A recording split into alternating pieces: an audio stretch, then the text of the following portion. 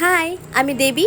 সবাই কেমন আছো? আশা করি সবাই ভালো আছো। আমিও অনেক ভালো আছি। তো আজ আমি সকাল সকাল বেরিয়ে গেছিলাম কমলপুরের উদ্দেশ্যে। ওখানে আমার কিছু কাজ ছিল। ওখানে গিয়ে দেখি আমাদের রানাঘাট ব্লকের এমএলএ। তো আমার কাজটা সেরে বাড়ি ফেরার পথে একটা আইসক্রিম কিনে নিলাম, যেহেতু আজ প্রচুর গরম পড়েছে, বাইরে প্রচুর রোদ। আর জানো, আমি বাড়ি আসার পরে দেখি আমার সাথে রয়েছে আমার মনা। আর আমার মনা আমাকে প্রচুর ভালোবাসে, প্রচুর। আর সব সময় বলে মাসি আমার জন্য কি নিয়ে এসছো, কিন্তু এত গরমের মধ্যে আমি তো ভুলেই গেছিলাম যে ওর জন্য কোনো খাবার আনতে হবে। দেন আমি দেখলাম আমাদের বাড়িতে আঙুর গাছ ছিল, আঙুর গাছে আঙুর হয়েছে, আঙুরগুলো পেকে গেছিল।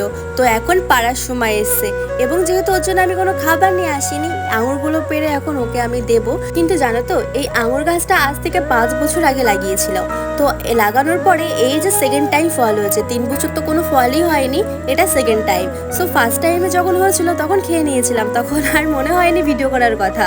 তো এবার মনে হলো যে তোমাদের কাছে শেয়ার করা যাক। আমাদের এই মাটিতেও আঙুর গাছ হয়, তোমরা অনেকেই জানো হয়তো আঙুর গাছগুলো হয়েছে, আঙুর ফলগুলো হয়তো অনেক টক, কিন্তু না, এই আঙুরগুলো কিন্তু যখন পেকে যায় তখন কিন্তু ভীষণই মিষ্টি হয়।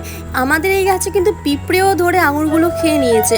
যখন এই আঙুরগুলো ছোট ছিল, যখন পাকেনি, তখন কিন্তু হ্যাঁ প্রচুর টক ছিল, কিন্তু পেকে যাওয়ার পরে এটার কোনো ধারণাই নেই এতটা মিষ্টি হতে পারে।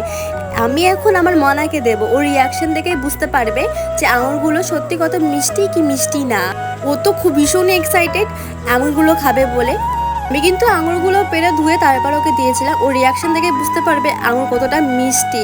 আঙুরের খোসাটা একটু টক, কিন্তু আঙুরের ভিতরে যে শ্বাসটা ওটা কিন্তু খুবই মিষ্টি। ও কিন্তু খেয়ে নিল, আর তোমরা কিন্তু বুঝতেই পারছো যে ও কিন্তু চুপচাপ করে খেয়ে নিল, কোনো কিছু বললো না।